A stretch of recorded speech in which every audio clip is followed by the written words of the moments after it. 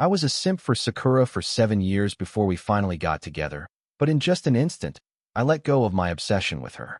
The last time we had a breakup, she said, "Don't love someone so stubbornly like a creepily possessive lover. It's really scary, you know? There are plenty of fish in the sea. Why fixate on just me? Go out with a few more girls, will you?" I nodded and said, "All right, I'll give it a try."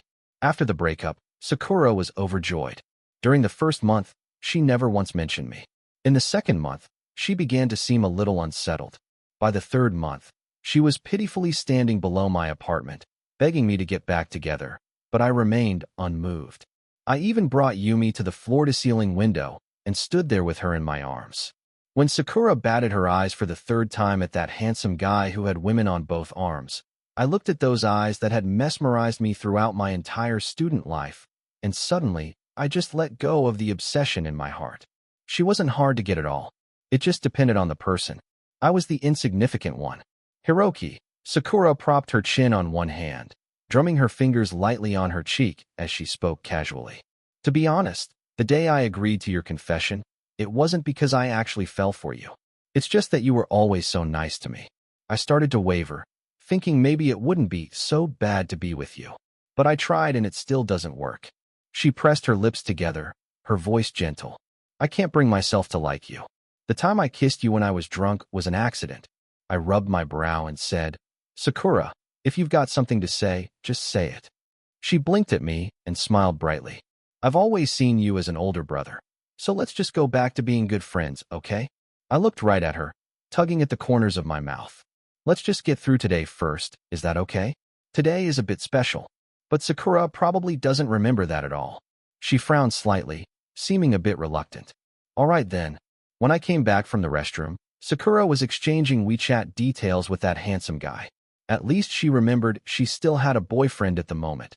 Even though their glances at each other practically sparked, they still held back from crossing the line. But the rest of the time, her mind was obviously elsewhere.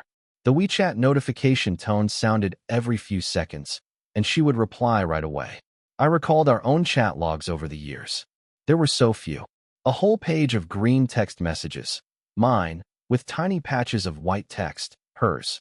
Back when I was chasing her, she was always distant and disinterested. If I reached out to her, she almost never answered, unless she needed something.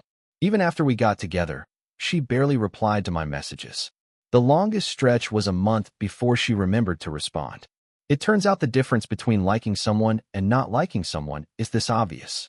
Just after midnight, Sakura couldn't wait to stand up and say, "It's already late. I'm going home." I stood up with her and said, "Hold on a sec." Our friends paused curiously. I walked up to Sakura and looked at her calmly. I said, "Sakura, from this day onward, I won't wait for you anymore."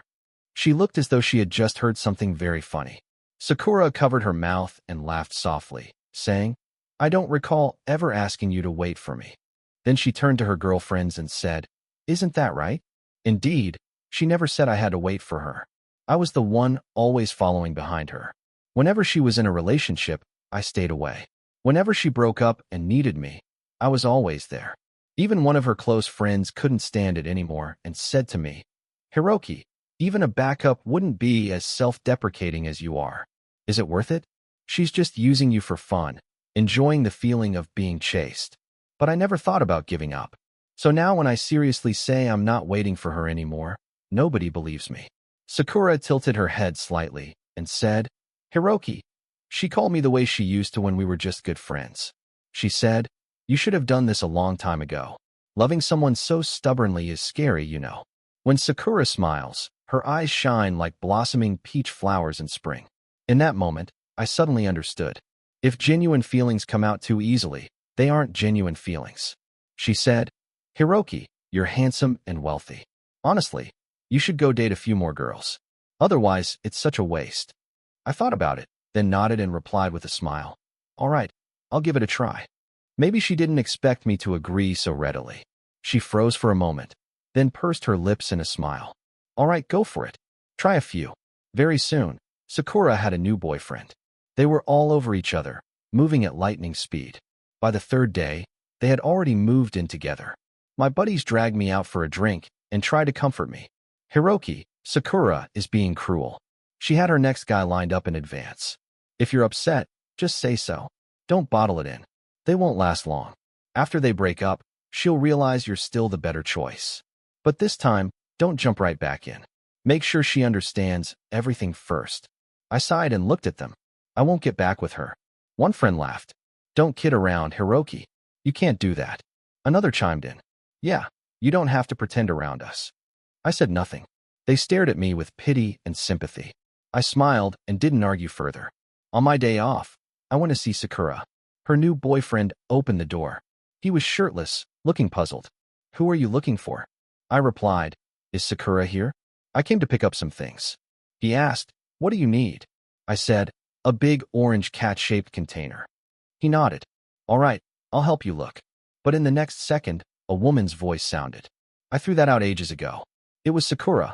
I hadn't noticed when she came downstairs, probably just woke up. She was wearing a nightgown, her eyes still somewhat hazy.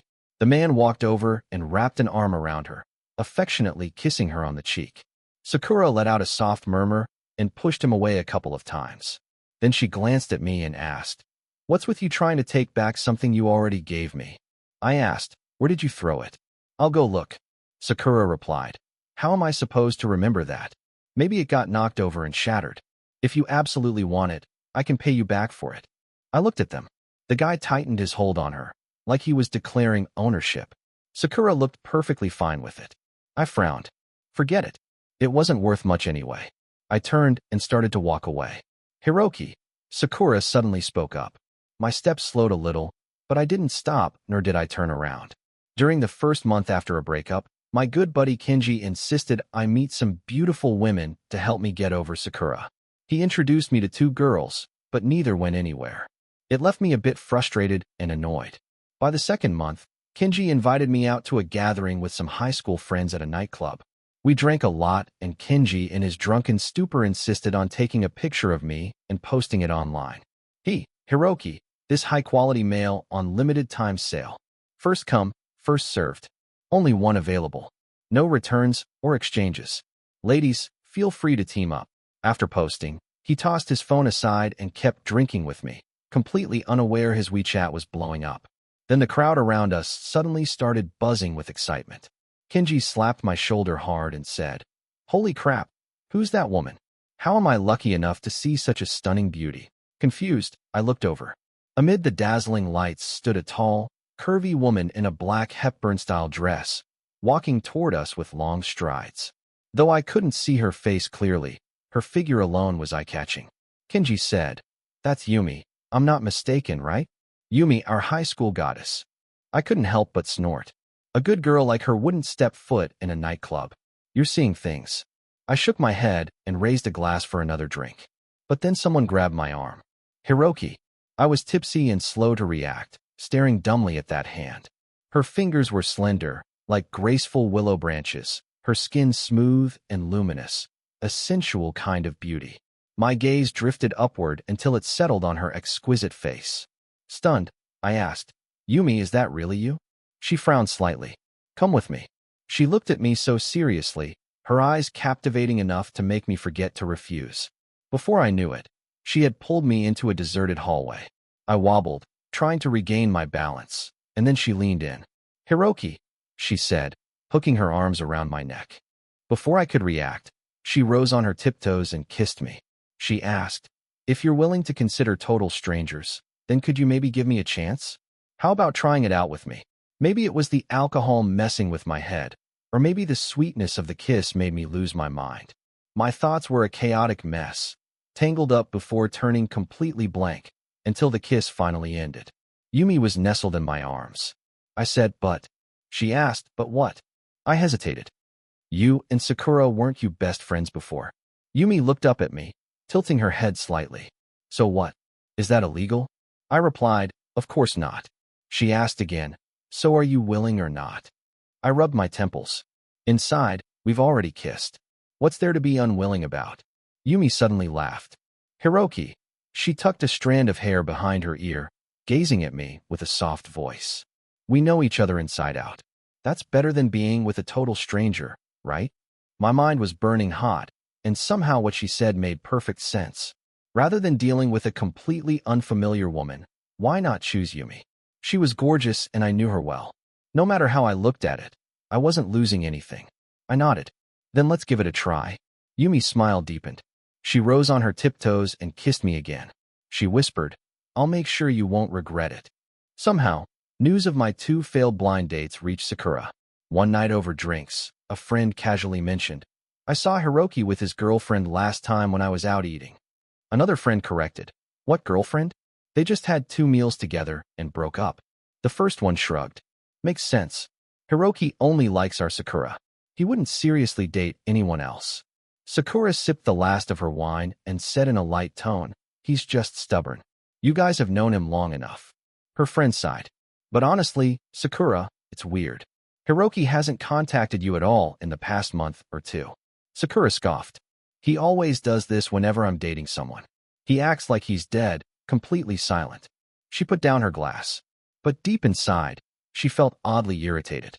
It had been over a week since her breakup, yet there was still no word from Hiroki. Last night at 3 a.m., she had even deliberately posted a status saying she was feeling down and wanted to drink. Hiroki didn't comment, didn't text her. A friend suggested, Sakura, why don't you give him an excuse to come? Ask him to pay the bill or something. Sakura rolled her eyes. Why would I call him? He's a total buzzkill.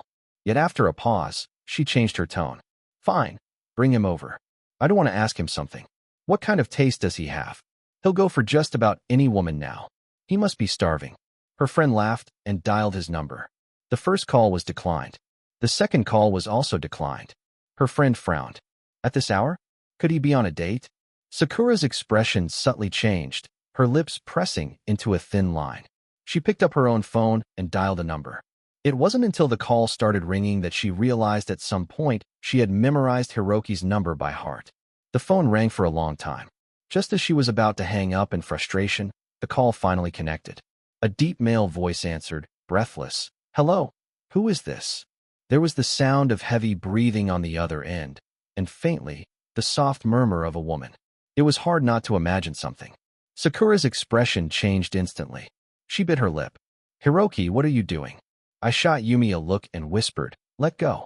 Yumi pouted defiantly, clinging onto me like she had no intention of letting go. It was our 4th date. The once cool, untouchable school goddess seemed to have fallen off her pedestal. I sighed and ignored her, unlocking the hotel room door with my fingerprint. The electronic lock beeped, loud enough for Sakura to hear. Maybe I had imagined it, but when she spoke again, her voice had regained its usual detached tone. You just got home? I replied, yeah. I stepped inside, Yumi following closely behind. Balancing the phone between my shoulder and ear, I grabbed a pair of slippers for her. I asked, it's late. What do you need? Sakura. Oh, so now you realize it's late? What? You can stay out this long even with those ugly blind dates of yours. I asked again, do you need something? I was already bored with this conversation, so I tried to change the subject. But for some reason, Sakura got angry. She snapped, what would I possibly need from you? I just wanted to check if you were dumb enough to let some woman scam you out of money. Then she hung up. I stared at my phone for a moment before chuckling to myself. Maybe to Sakura, spending money on any woman besides her was considered being scammed. But it didn't matter anymore. Like Kenji always said, 7 years had passed. Everyone else had moved on. Even Sakura had never once brought up the past. So why should I keep myself stuck in place? It was time to move forward. I set my phone down and handed Yumi the slippers. But she didn't take them. I looked at her, surprised. Yumi leaned against the door, her gaze lowered, the smile on her lips faint. After a long moment, she slowly lifted her eyes and looked at me seriously. She said, Hiroki, I don't wear things that have been used by someone else. I finally understood her little quirk and couldn't help but laugh. I said, what are you thinking? The slippers are brand new. No one's worn them before. After saying that, I turned toward the kitchen. What do you want to drink? She replied, I'll have whatever you're having. Yumi changed into the slippers and walked into the room. Then her eyes fell on the photo wall. Most of the pictures were group shots of old classmates and friends, and in more than half of them, Sakura and I were standing together. I came out with the boiled water and saw Yumi standing in front of the pictures. I said, perfect timing. Help me take down this photo wall. She asked why. I smiled. I want to put up some new pictures. Most of these photos were from high school. Back then, Sakura had already started dressing up, radiating a beauty that seemed beyond her years. Meanwhile, I was unkempt and clueless, looking like an awkward fool. Yumi didn't say much. She simply started taking the photos down one by one. But she left one untouched. I asked, why not take this one down? Curious, I stepped forward to take a closer look, and then I realized it was the only photo without Sakura. Instead, Yumi had unintentionally walked through the frame. It was a photo from our high school days, capturing a moment we had never noticed before. In the picture, Yumi was wearing a white, short-sleeved school uniform and a navy blue pleated skirt. She was passing by in a hurry, the wind lifting her hair, revealing a bright, youthful face, clean, pure, effortlessly beautiful. That was her 7 years ago, and now, 7 years later, she stood right in front of me. I gently pushed her toward the photo. I said, I need to take a good look to see how much you've changed in 7 years. Yumi stood still, completely cooperative. I examined her closely. Your nose seems a little sharper. Your features are even more defined, more stunning. And your figure, I smirked, definitely more womanly. Before I could finish, Yumi suddenly lifted her head and kissed me. She whispered, Hiroki. Her arms wrapped around my neck as she gazed up at me, a small smile playing on her lips. Then she kissed me again. Hiroki. We held each other tightly, our kiss deepening. But in the next second, I tasted something slightly salty. A single tear slipped from the corner of Yumi's eye. I loosened my hold on her and asked, Yumi. I wanted to ask what was wrong, but she simply shook her head and raised her hand, gently covering my eyes. She said, Don't look at me, Hiroki. I asked why. She said, If you keep looking at me, I'm afraid you won't let me leave tonight. She said it with a playful smile, but her eyes held a sorrow so fragile it seemed ready to shatter. Yumi buried her head against my chest, her arms wrapped tightly around me, as if she were afraid of losing me. I didn't understand why she suddenly felt this way, but in that moment, seeing her sadness, I felt an unfamiliar ache in my heart. She was the one crying, but my own eyes stung with an inexplicable soreness. I cupped her face in my hands, carefully wiping away the tear at the corner of her eye. Concerned, I asked, Yumi, why are you sad? She simply shook her head. She said, Hiroki, I'm just really happy. Yumi smiled again. This time her smile finally reached her eyes. She said, Being with you. You have no idea how happy I am. After sending Yumi off that day, I couldn't sleep for a long time. I dug out my old photo album from school and flipped through it page by page. The reason why I've always maintained such a close bond with Sakura, Sophia, Kenji, and my other high school friends was above all because of one thing. The year I started high school, the city where our alma mater was located experienced a devastating earthquake. Many of our former classmates lost their lives in that disaster. I was trapped under the rubble, severely injured. Sakura held my hand and stayed with me for 2 whole days and nights until the rescue team finally pulled me out. She was exhausted, but she still ran alongside the stretcher all the way to the temporary hospital. When I woke up, she had fallen asleep beside my bed. The moment I moved, she opened her eyes. She looked at me, her face full of exhaustion, but she smiled so beautifully and said, Hiroki, if you didn't wake up soon, I would have had no choice but to scold you. Those were the most beautiful eyes I had ever seen in my life. How could I not fall for her? But the fleeting love of youth was never enough to keep me waiting any longer. She wasn't the wrong one. I was the one who had blurred the line between friendship and love. She was a wonderful, kind person. She just didn't love me. She didn't love me so much that the last day of our relationship happened to be the same day she held my hand in that rubble, and yet she had long forgotten about it. A few days later, in the afternoon, I suddenly received a message from Sakura. She said, I found it. You can come and get it. I asked, what is it? Sakura sent a photo. It was the orange cat-shaped storage jar I had given her while we were dating. In the picture, the chubby orange cat lay lazily, stuffed full, looking silly, reminding me a little of myself back in school. I couldn't help but laugh. But Sakura had always been into those rich playboys, the kind who knew how to have fun and effortlessly charm girls. I had no idea where I got the courage all these years to pursue her so persistently, waiting for her with unwavering devotion. So I replied, I don't want it anymore. After thinking for a moment, I added. If it's in your way, just throw it away. Sakura replied almost instantly. Then I'll throw it away. I didn't respond because at that moment, Yumi's voice call popped up. She said, Hiroki, let's go have dinner later. I replied, sure. What do you feel like eating? She said, whatever you want to eat is what I want to eat. I was speechless. No way, you have to pick this time. She thought for a moment and said, then let's have roast suckling pig. I sighed. Isn't that still something I like to eat? She huffed. What? Am I not allowed to like what you like? I sighed again. If I keep eating like this, I'm going to gain weight. She chuckled. So what? You were so sturdy in high school. Looked super reliable. I was speechless again. Yumi laughed happily on the other end of the call. She said, Hiroki, see you tonight. But that night, I stood her up. Just before getting off work, our mutual friend Sophia suddenly called. Hiroki, come to People's Hospital right now. I asked, what happened? She said, yesterday was Martin's birthday. His mom was feeling down, had a few drinks, and she tried to end her life. I stood there frozen, tears instantly streaming down my face. Martin was a year ahead of me. We had known each other since kindergarten, closer than brothers. But on the day of the earthquake, he didn't make it out. Sophia's voice brought me back. Hiroki, are you listening? I wiped my face hastily and said, I got it. I'm coming now. I flagged down a cab and rushed to the hospital. By the time I arrived, Sakura and the others were already there, frantic. I ran over and asked, how is Martin's mom? Sophia answered, they managed to save her in time. She's going to be okay, don't worry. I let out a deep breath and finally sank into a chair. Sakura sat nearby. She never looked at me or spoke to me, and I did the same. By the time Martin's mother was wheeled out of surgery, the sky was already pitch black. Only then did I remember Yumi had asked me to have dinner after work. I hurriedly pulled out my phone. Several missed calls, all from Yumi. I quickly dialed back.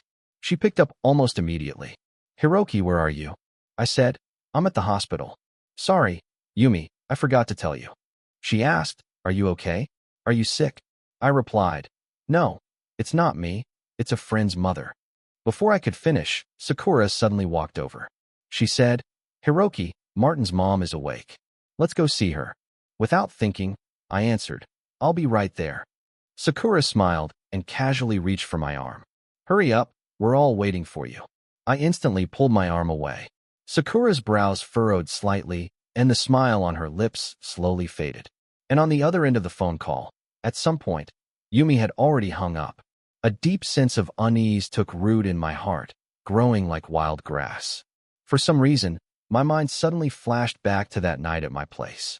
The way Yumi had looked at me, the fragments of emotion in her eyes, an unbearable sorrow crept over me. But just then, Sophia came over and called out, Hiroki, Annie wants to see you. I had no choice but to suppress the tide of emotion surging inside me and say, I'm coming. Martin and I had grown up together. I was practically a regular at his house. His mother had always treated me like half a son. Ever since Martin was gone, every time she saw me, she would hold my hand and talk to me for a long time. Lying weakly in bed, Martin's mother called out, Hiroki. Her gaze swept over everyone in the room before settling on my face, but it felt like she was looking past me, searching for Martin's shadow. She said, if Martin were still here, he'd be working like you by now. I clenched my teeth, trying my best to hold back my emotions. Auntie, she interrupted me. You're all at the age to settle down now. Tears welled up in her eyes as she continued, choking up. When are you and Sakura getting married? Auntie will prepare a big red envelope for you. I was about to shake my head when Sakura suddenly wrapped her arm around mine. She said, Auntie, when Hiroki and I get married, you'll be the first to know. She turned to me and asked, isn't that right, Hiroki? I wanted to shake my head, but Martin's mother had already smiled, visibly relieved. That's wonderful, truly wonderful. Martin used to tell me all the time that when you got married, he wanted to give a speech at your wedding. He wanted to be your best man. When Martin was little, you were his only friend. He always treated you like a younger brother and looked out for you. He used to say you were too stubborn, too fixated on things. He worried one day you'd suffer for it. Sakura, you have to keep an eye on him. Don't let anything happen to him, or Martin will be worried sick watching from above. Sakura nodded. Don't worry, Auntie. I'll take care of him. She paused before adding softly. Even if something happens to Hiroki, I'll always be by his side. Sakura clung tightly to my arm. I knew she was only trying to make Martin's mother feel better, but at that moment, her act felt too real. A sharp, aching pain filled my chest, not for Sakura, but for the most precious, most sincere friendship of my life. If only Martin were still alive, he would never have let me be such a fool, suffering in silence. I turned down Sakura's invitation to grab something to eat. While I stood by the roadside waiting for a cab, she told me she had called one too and would wait with me. She said, "Don't overthink it. I'm just worried that you haven't eaten so late. No one's home to make you soup anymore, you know." I glanced at her and spoke softly, "Sakura." She stood in the deep night, her eyes still as gentle as the evening breeze. I said, "I have a girlfriend waiting for me. You don't need to worry." Sakura's smile slowly formed, deliberate and measured. She said, "Since when?" "Another blind date." With a scoff, "The dating market is full of leftover women. How many of them are actually decent?" "You really?" I shook my head, cutting her off. "No, not a blind date. She's an old classmate, someone I've known for a long time." Sakura's smile froze. A moment later, she forced a light-hearted expression. "Hiroki, you're serious?" I replied, "Yeah." She asked, "Great. When's the wedding?" I looked at her, but I could no longer see the Sakura from 7 years ago. I said, "My cab is here. Sakura, I'm leaving." I gave her a small wave and stepped off the curb, walking toward the taxi. "Hiroki." I thought I heard her call my name, but I didn't turn back. And in the wind of the night, her voice seemed to scatter and disappear. When I arrived downstairs at Yumi's place, I called her. "Yumi, I'm downstairs." She came down quickly, but she looked terrible. She stumbled and nearly fell. I rushed to catch her, and only then did I catch the strong scent of alcohol on her. I frowned. "Why did you drink so much?" Yumi didn't answer. She just looked up at me, her gaze fixed and unwavering.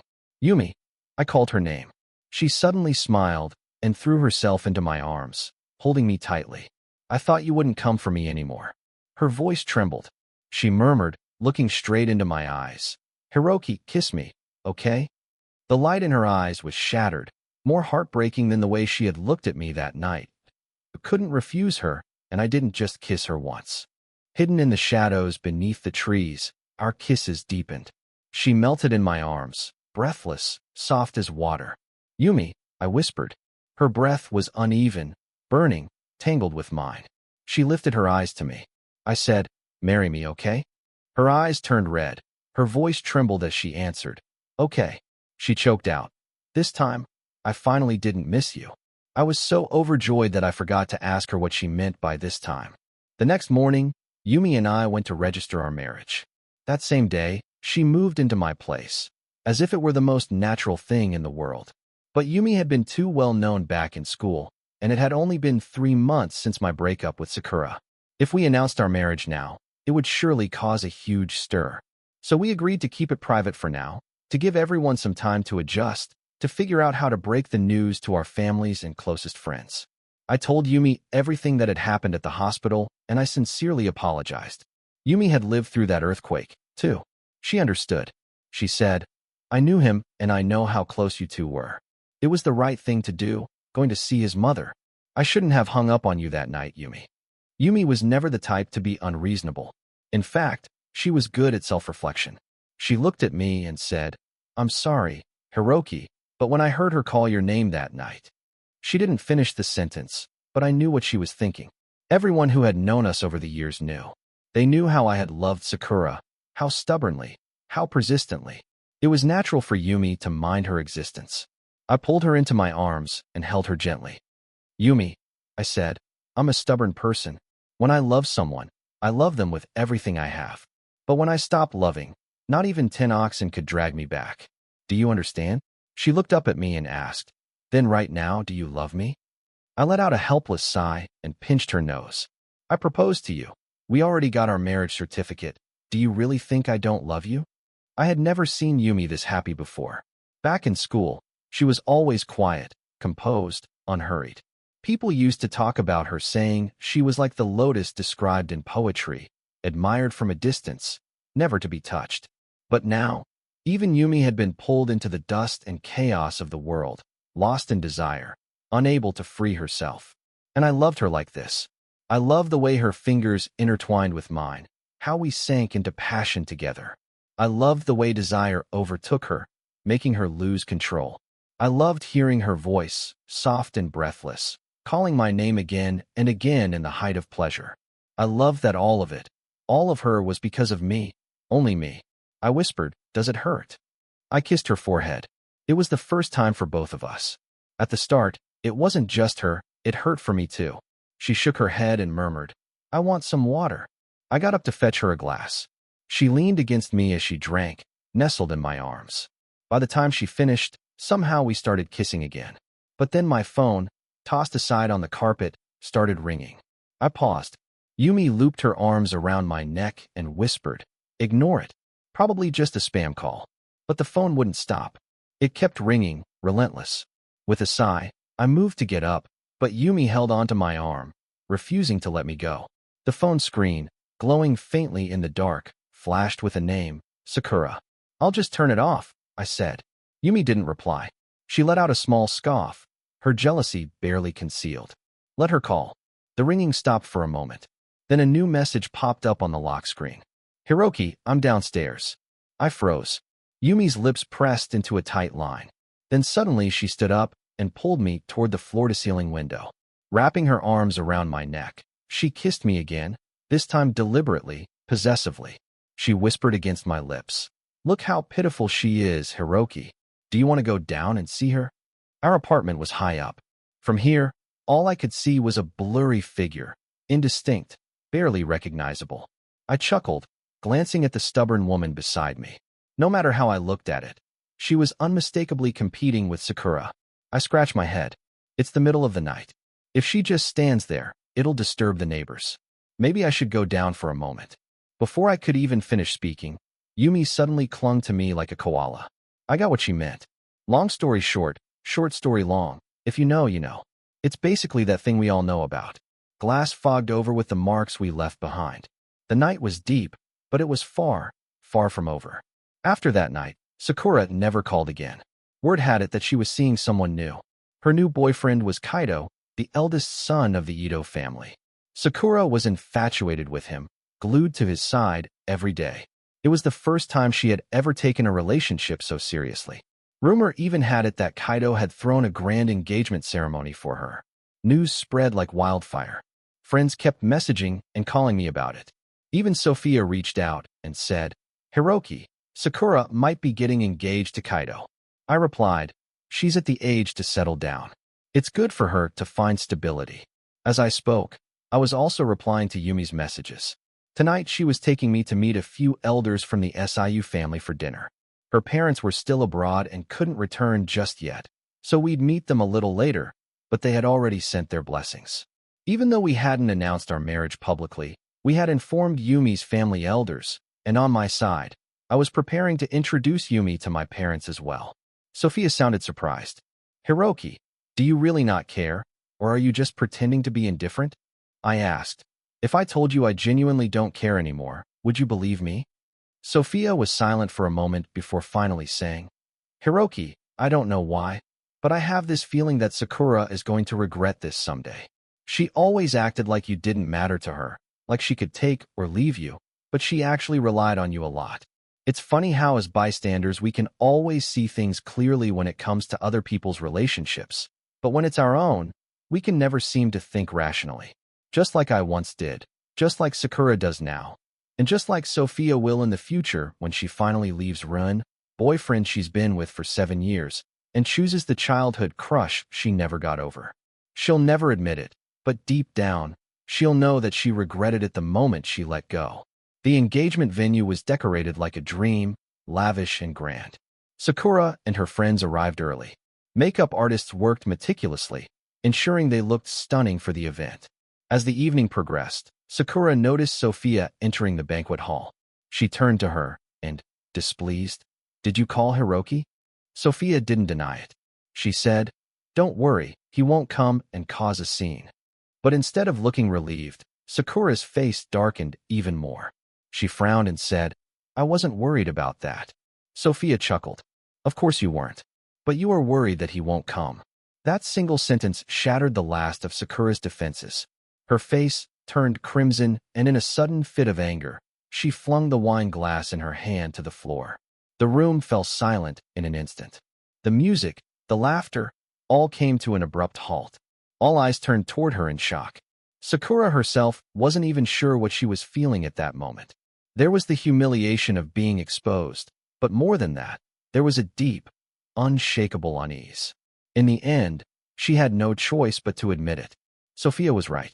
She wasn't afraid of Hiroki coming to ruin things. She was afraid that he wouldn't come at all. That night, when Hiroki told her he had a girlfriend, she hadn't believed him. But in secret, she had gone to ask Kenji, Hiroki's closest friend. She never got a direct answer. All he said was, "What's the rush? You two have known each other for years. If Hiroki really gets married, he'll send you an invitation." That uneasiness had been gnawing at her ever since. This time, something was different. Unlike all the times before, she had teased him, told him to go date more people, and for the first time he actually did. Not just for show. He had really gone and fallen for someone else. Just the thought of it made Sakura's chest tighten painfully. Her friends still joked about Hiroki, saying, "For once, Hiroki finally stood his ground. But Sakura, all you have to do is apologize and act cute, and he'll definitely forgive you. I bet you two will still end up getting married in the end." "Hey, what did your ex say back when you broke up? Something about you always calling him Hiroki?" "Sakura, admit it, you actually like Hiroki, don't you? Haven't you noticed you're most yourself, most at ease when you're with him?" Sophia watched it all unfold and finally sighed. "Sakura, if you go to Hiroki now, it's still not too late." Before she could finish her sentence, someone suddenly rushed in from outside. "Guess who I just saw?" Sakura's head snapped up.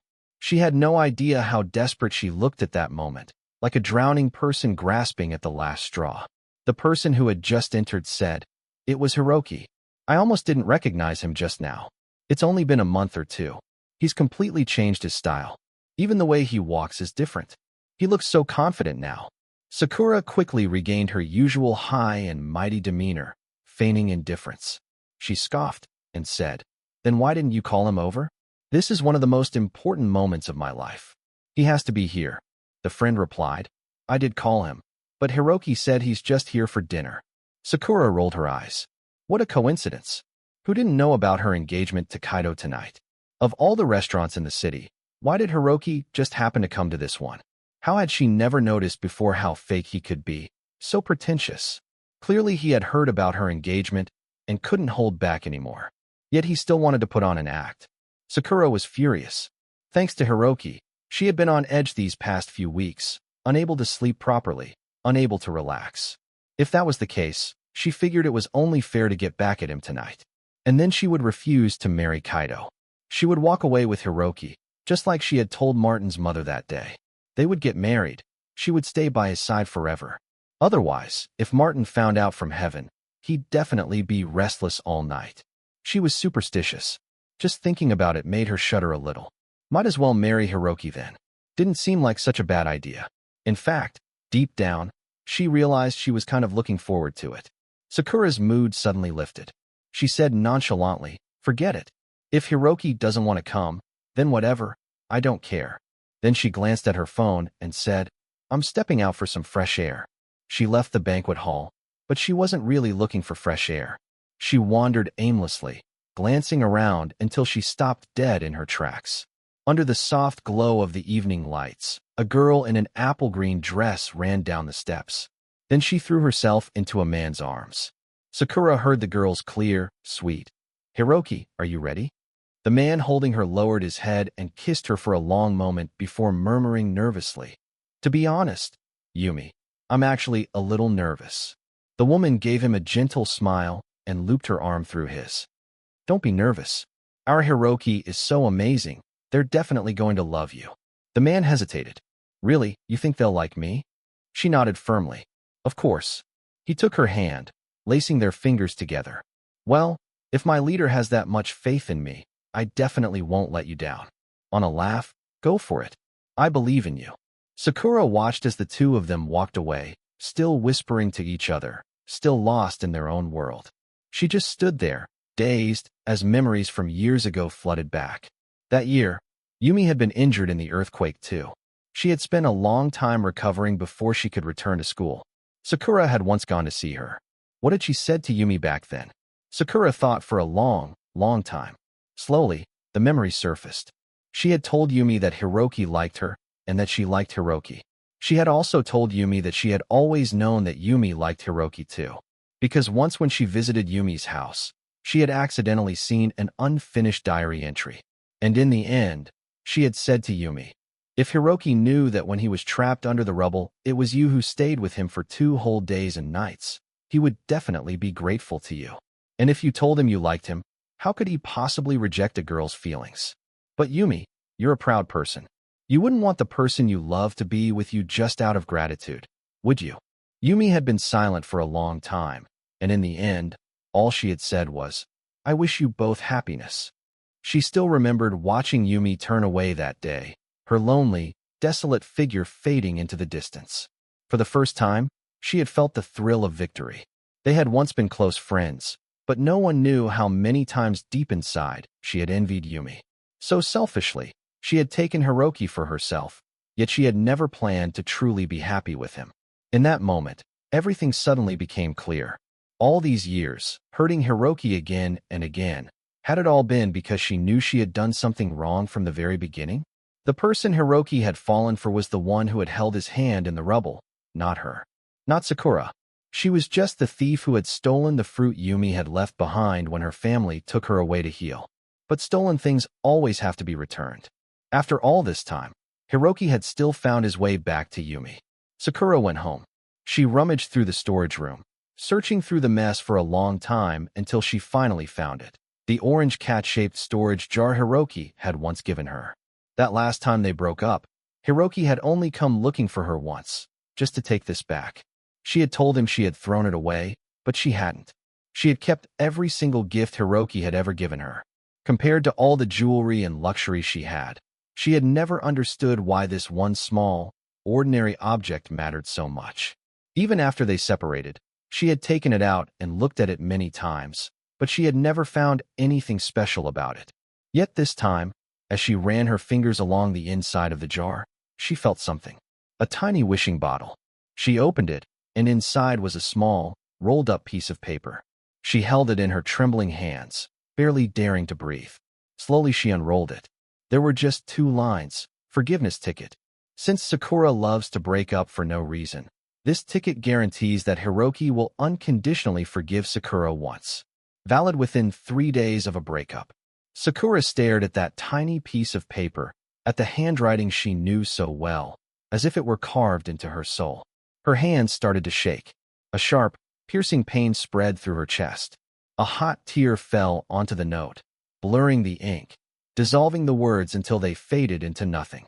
On the day Yumi and I got married, many of our old friends and classmates came to the wedding, but Sakura didn't. She sent her gift and red envelope through Sophia. After the wedding, when I was unwrapping the presents, I finally saw it, the orange cat-shaped storage jar. Inside was nothing but an old glass bottle. As I opened it, Yumi came over. She asked, "What are you looking at?" "A gift," I replied. "From who?" she asked.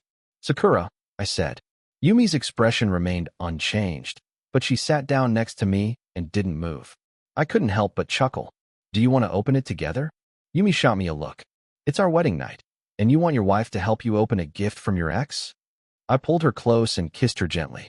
Being honest about everything means having nothing to hide. Yumi still seemed a little jealous. "Then I'll open it," she said, taking the bottle from my hands. She opened it and pulled out a rolled-up piece of paper. As the paper unfolded, familiar handwriting appeared. "Hiroki, do you know why I could never remember that date? Because the one who held your hand in the rubble and never let go was Yumi. I'm sorry, Hiroki. Wishing you both happiness forever." I froze. I turned to look at the woman beside me, stunned. Yumi's eyes were already red. Tears streamed down her face. "Hiroki," she called my name, her voice trembling. I pulled her into my arms, holding her tightly, and suddenly I understood. I understood why that night at my house she had looked so heartbroken while flipping through our old high school photos. I understood why the night I came back from the hospital to find her she had been drinking so much. Why she had said, "This time, I finally didn't miss you." I asked, "Why didn't you tell me, Yumi?"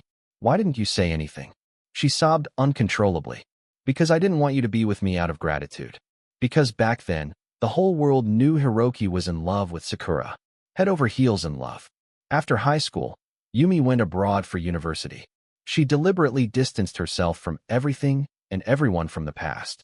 But after returning to the country, she couldn't help but ask about Hiroki just once. The answer she received was the same as 7 years ago. So she stayed silent, never reaching out, until she saw Kenji's tweet. Until she heard about Hiroki's blind dates. Only then did she finally break. The torment of the past years overwhelmed her, and she went looking for him. The bravest decision of her life was that night when she finally worked up the courage to find Hiroki. If she had known earlier that Sakura had only ever treated him like a simp, stringing him along, she would have come back for him sooner. But in the end, it wasn't too late. People who are meant to be together will always find their way back to each other. Yumi's voice trembled. Hiroki, if Sakura hadn't said it, I might never have told you. I gently wiped the tears from the corner of her eyes. But Yumi grabbed his hand and pressed it to her cheek, refusing to let go. She whispered word by word. Because I wanted you to love me only because you love me, not because you had to love me. Hiroki kissed her deeply, fiercely. Yumi, everyone calls me a fool, but you are the real fool. She smiled through her tears. That's fine. Foolish people are blessed. Only fools are truly happy. Yumi didn't care what anyone else thought. This was who she was, selfish and possessive. She wanted Hiroki's love, all of it, pure, undiluted, untouched by anything else, just like the way she loved him. On their wedding night, Hiroki was exhausted. Yumi demanded everything from him, taking and taking until he was utterly drained. Only when he was completely spent did she finally smile in satisfaction. There, now I've received all of your love. When she went to take a shower, Hiroki was already fast asleep.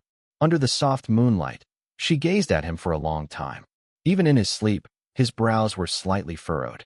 She reached out and gently smoothed them, and in that moment, Hiroki mumbled something in his sleep. Yumi, let's take it slow, okay? Save some for later. Yumi had little experience in love, but even she knew Hiroki was willing to give so much. He must truly love her. Maybe not as much as she loved him, not yet, but that was okay. They had a lifetime ahead of them, and one day she knew she would have all of Hiroki's love. Love is a long journey, and for today, she was already more than content.